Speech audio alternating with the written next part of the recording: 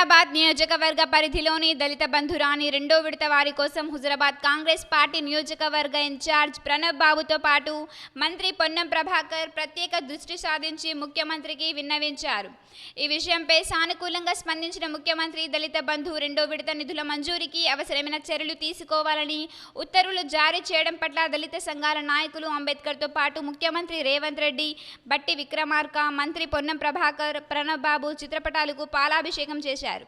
ఈ కార్యక్రమంలో పింగిలి రమేష్, అడ్వకేట్ రాకేష్, పొన్నం చంద్రమౌళి, గ్రవేణ శ్రీనివాస్ యాదవ్, కాంతాల శ్రీనివాస్ రెడ్డి, దళిత నాయకులు బుజునూర్ చంద్, ఏక్ లింగయ్య, కుమార్, మచ్చ రామచంద్రం, పుల్లూరి కుమార్, రామస్వామి, పుల్లూరి లింగయ్య తదితరులు పాల్గొన్నారు.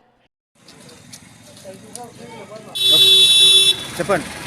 డాక్టర్ బిఆర్ అంబేద్కర్ గారి రాజ్యాంగంలో పొందుపరిచిన విధంగా దళితులకు దళిత బంధు అనేది మన ముఖ్యమంత్రి గారు కేసీఆర్ గారు నిర్వహించిన దాంట్లో సెకండ్ విడత భాగం ఆగిపోయింది. కాబట్టి దానికి ముఖ్య పాత్ర పోషించిన మన పొన్నం ప్రభాకర్ గారు, మన ముఖ్యమంత్రి రేవంత్ రెడ్డి గారు, మరి అదేవిధంగా కవంపల్లి సత్యనారాయణ గారు, మరి అదేవిధంగా చూసుకుంటే మనకు ముఖ్యంగా ఇక్కడ హుజరాబాద్ నియోజకవర్గంలో ఉన్నటువంటి యంగ్ టైగర్ ప్రణబ్ బాబు గారికి మా దళితుల పక్షాన నేను కృతజ్ఞతలు తెలియజేస్తున్నాను.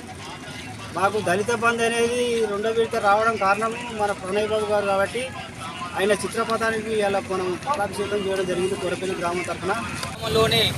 ఈరోజు దళిత బంధు సెకండ్ విడత బడ్జెట్ కేటాయించినటువంటి ముఖ్యమంత్రి రేవంత్ రెడ్డి గారికి, ఉప ముఖ్యమంత్రి బట్టి గారికి, జిల్లా అధ్యక్షుడు కవంపల్లి సత్యనారాయణ గారికి, జిల్లా ఇన్ఛార్జి పొన్నం ప్రభాకర్ గారికి, మరియు హుజరాబాద్ నియోజకవర్గ ఇన్ఛార్జ్ ఉడతా ప్రణవ్ గారికి కృతజ్ఞతలు తెలియజేస్తూ, దళిత బంధు ఇచ్చినటువంటి అందరికీ పేరు పేరు ధన్యవాదాలు తెలియజేస్తూ, ఈరోజు జమ్ముకున్న మన కోరపల్లి గ్రామంలో చిత్రపటాలకు పాలాభిషేకం చేయడం జరిగింది.